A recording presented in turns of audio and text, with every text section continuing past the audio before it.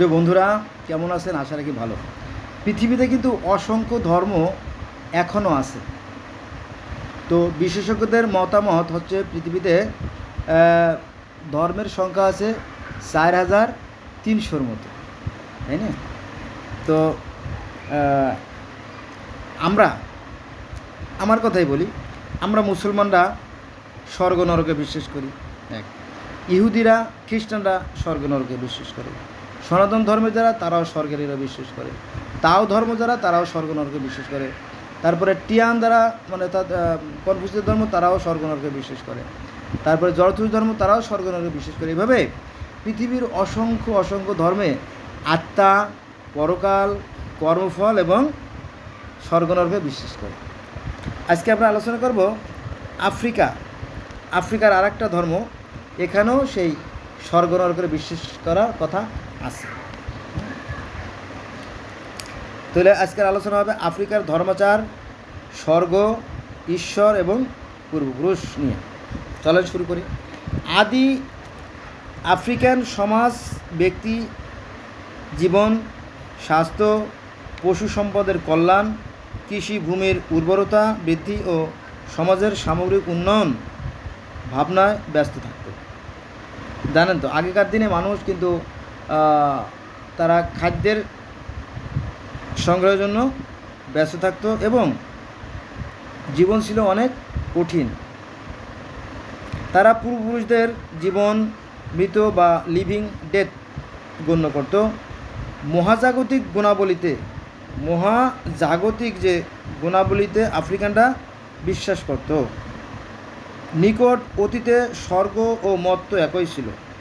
অতীতে যেমন আমরা মুসলমানরা বিশ্বাস করি যে আমাদের যে সৃষ্টিকর্তা আল্লাহ, তিনি স্বর্গে ছিলেন, আর সেই স্বর্গ রাজ্যেই আমাদের প্রথম মানবী যিনি আদম হাওয়া, তারা একসঙ্গেই ছিলেন। পরবর্তীতে আদম হাওয়া সেই নিষিদ্ধ গাছের ফল খাওয়ার পরে তারা স্বর্গে থেকে চ্যুত হয়ে যান বা তাদেরকে পৃথিবীতে ফিরে দেওয়া হয়। আমরা যেমন বিশ্বাস করি, ঠিক সেম টু সেম এই আফ্রিকার যে ধর্মাচার, তারাও বিশ্বাস করত যে অতীতে একসময় স্বর্গ এবং মর্ত্য একসঙ্গেই ছিল, হ্যাঁ, পরে সেটা বিচ্ছিন্ন হয়ে অস্তিত্ব রক্ষায় এক খুবই বিপদসংকুল অবস্থায় আমরা আছি। একই কাহিনী কিন্তু একটু ভিন্নভাবে ব্যাখ্যা করা, যে আমরা প্রথমে আমাদের আদি মাতা পিতা যারা আদম হাওয়া, তারা জান্নাতেই ছিল, তারা একটা ভুলের কারণে তারা স্বর্গচ্যুত হয়ে যায়, তারা এখন পৃথিবীতে আছে, আবার পুণ্য কর্ম করার পরে আবার তারা শেষ বিচারের পরে আবার সেই স্বর্গে ফিরে যাবে। তো একই কথা এই আফ্রিকার ধর্ম আছে, তা আমরা আজকে জানলাম। আচ্ছা, পৃথিবীর সৃষ্টি সম্পর্কে একটি কাহিনী হচ্ছে, ঈশ্বর যখন পৃথিবী সৃষ্টি করেন তখন স্বর্গ ও পৃথিবী পরস্পর একটি চর্ম তৈরি মই দ্বারা যুক্ত ছিল। পৃথিবী যখন সৃষ্টি করা হয় তখন প্রথমে এই স্বর্গ এবং পৃথিবী একটা চামড়ার মই দ্বারা যুক্ত ছিল। সেই মই দিয়ে মানুষজন নিয়মিতই উভয় দিকে চলাচল করত, অর্থাৎ পৃথিবী থেকে মর্ত্য থেকে পৃথিবীতে স্বর্গে যেত, আবার স্বর্গ থেকে পৃথিবীতে নেমে আসতো। নিত্য নতুন কারবার ছিল। কিন্তু একটা ঘটনা ঘটছে এর ভিতরে, সেটা আমরা জানবো। মই বেয়ে মানুষ স্বর্গে পৌঁছে নিত্য ও ভোজে যোগ দিয়ে পুনরায় ফিরে আসতো। পৃথিবী থেকে খাওয়া দাওয়া শেষ করে স্বর্গে যেত, সেখানে নাচা গানা করে আনন্দ ফুর্তি করে আবার পৃথিবীতে ফিরে আসতো। এরকম ছিল একদিন। তো ঘটনা হচ্ছে কি, একদিন এক বালিকা সরগম নামের শস্যদানা পিষায় ব্যস্ত থাকায় স্বর্গে পৌঁছতে তার একটু দেরি হয়ে যায়। আবার ভালো করে শুনেন, একদিন এক বালিকা সরগম শস্যদানা পিষায় ব্যস্ত ছিল, ফলে স্বর্গে পৌঁছতে তার একটু দেরি হয়ে যায়। স্বর্গে যে অনুষ্ঠান হয় প্রতিদিন, সেই অনুষ্ঠান যদি থাকতো দেরি হয়ে যায়। যাক, সে একটু ব্যস্ত ছিল, তার হাত পা না ধুয়েই মই বেয়ে বালিকা স্বর্গে আরোহণকালে হাতে লেগে থাকা যে সরগম দানা, সে তো সরগম দানা পিষতেছিল, রুটি বানাবে বা পিঠা বানাবে। তো সে ব্যস্ত ছিল, তড়িঘড়ি হাতটা ভালো করে পরিষ্কার না করেই হাতে সেই ময়দা মাখা অবস্থায় কী করে, সে স্বর্গে এর সিঁড়ি বেয়ে উপরে উঠে যায়। যাই হোক, ভালো কথা। সে সেই বালিকা স্বর্গে আরোহণ করে চলে যায়, ঠিক আছে, কিন্তু ওই যে তার হাতে রাখা যে ছিল সরগম দানা বা ময়দা, এই ময়দা ওই যে আপনার চামড়ার যে মই, সেই মইতে মেখে যায়। পরে কি করে, ওই একটা হায়ানা কি করে, ওই সিঁড়িতে মাখা যে সরগম দানা সেগুলো চেটে খাইতে থাকে। চেটে খাওয়ার ফলে সেটা অপবিত্র হয়ে যায়, নোংরা হয়ে যায়, তখন স্বর্গের সিঁড়ি বিচ্ছিন্ন হয়ে যায়। বুঝা গেছে? এই যে খাওয়া, এই যে হায়ানা এসে তা চেটে খেলার পরে নির্মিত যে সিঁড়ি সেটা ভেঙে যায় এবং স্বর্গ এবং মর্ত্যের সাথে যে সংযোগ ছিল সেটা বিচ্ছিন্ন হয়ে যায়। কথা বুঝতে পারছেন? যে স্বর্গ এবং পৃথিবী একই ছিল, শুধুমাত্র একটা চামড়ার সিঁড়ি দ্বারা সংযোগ ছিল।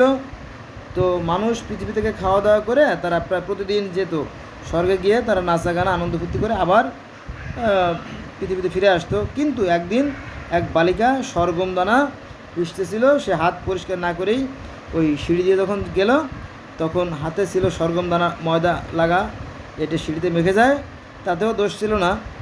কিন্তু একটা হায়ানা যখন সেই সিঁড়ির সেই সরগম দানা চেটে খায়, তখন সেই সিঁড়ির সেই ধাপগুলো অপবিত্র হয়ে যায়, নোংরা হয়ে যায়।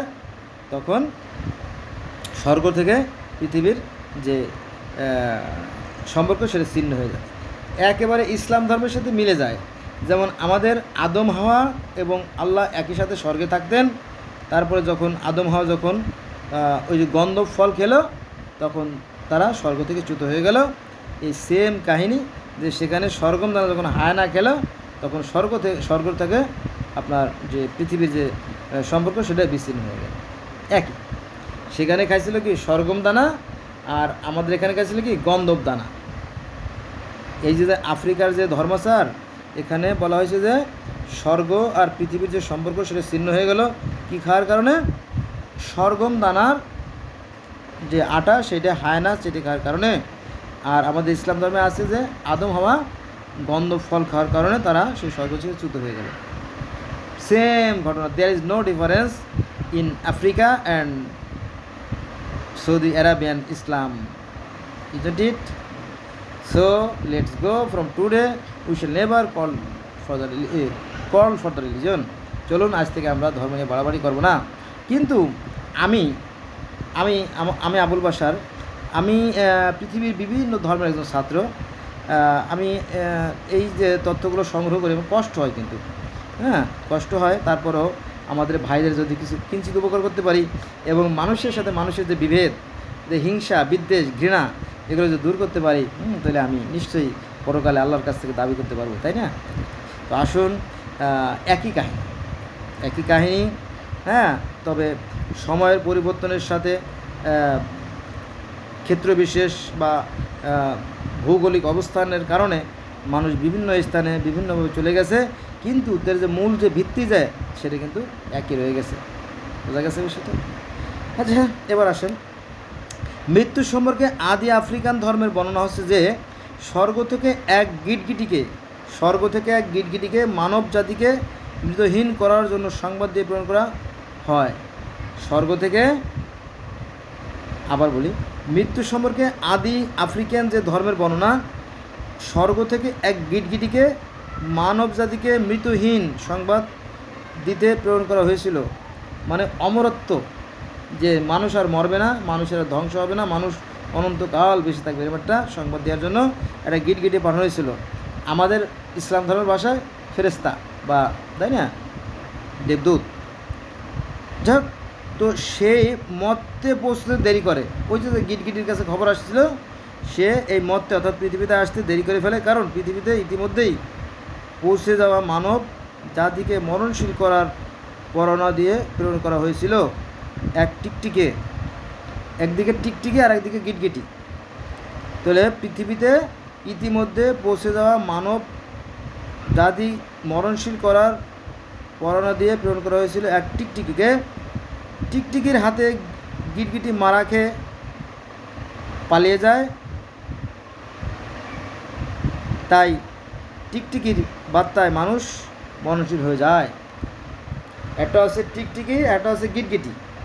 তো টিকটিকিকে দিয়ে পাঠানো হয়েছে যে মানুষ মরণশীল, কিন্তু গিটগিটিকে দিয়ে পাঠানো হয়েছে না, মরণশীল নয়, মানুষ অমর, অর্থাৎ মানুষের মৃত্যু হবে না। কিন্তু এই টিকটিকি কী করে, ওই গিটগিটকে কামড় দেয়, কামড় দেওয়ার ফলে গিটগিটি মারা যায়, মারা যাওয়ার ফলে মানুষ যে মরণশীল সেটাই বাস্তবে পরিণত হয়ে যায়।